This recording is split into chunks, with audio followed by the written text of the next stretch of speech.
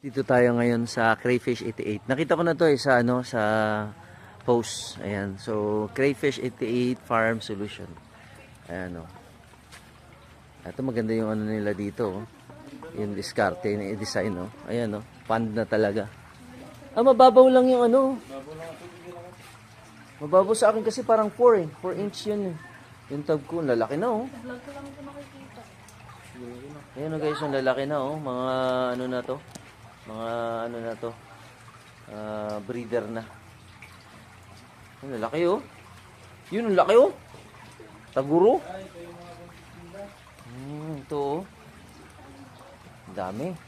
Ito magandang ganito lang idea At least may idea na ako kung gaano kataas yung fund na gagawin natin. Ito yung mga na to.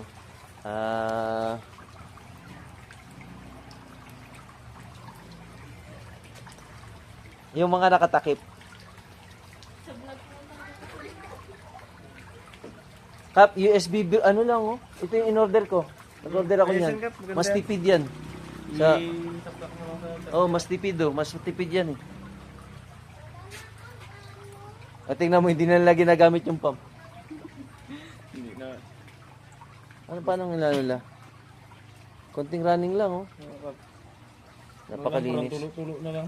Oo. Linis. Sa akin, ang lakas nga ng tulo na yun. Yan USB lang. Mag-order din ako ulit ng ganyang karami pala. Kala Dami nyo. yan sa TikTok. Shopee. Parang mas mura yata sa... kasi naka-order ako niyan Nag-order ako 3 yata. Saan ka?